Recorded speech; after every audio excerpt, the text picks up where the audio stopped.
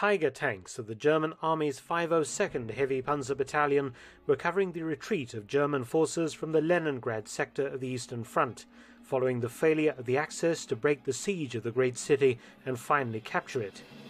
The 502nd Battalion had been at the forefront of the summer 1943 fighting around Lake Ladoga and around Neuville.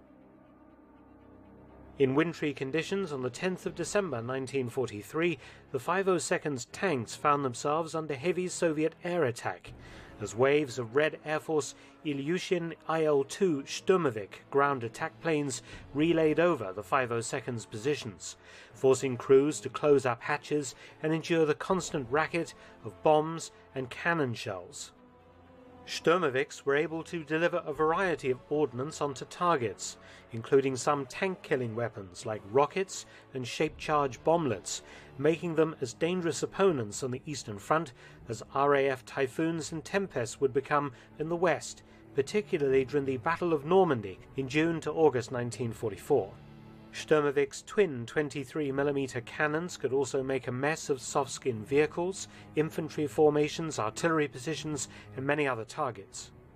The constant strafing runs by Soviet aircraft were an incredible irritation, causing supplies of hot food and maintenance tasks to be suspended as the big Tigers sat in overwatch positions, the crews unable to get out or even leave hatches open for long. Among the tank commanders was a young officer commanding a platoon of Tigers, who was rapidly acquiring a fearsome reputation as a tank ace, Lieutenant Otto Karius, a slight man with the look of a university professor. Aboard his Tiger, the gunner Unteroffizier Heinz Kramer was completely fed up with the situation. The Tigers just had to sit still and take the Soviet air attacks. Kramer expressed his frustrations to Karius. Kramer suggested they shoot back at the Soviet planes.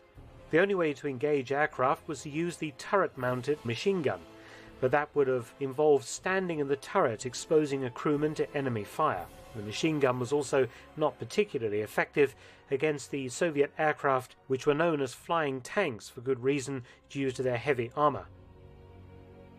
Kramer instead suggested using the Tiger's 8.8cm main gun.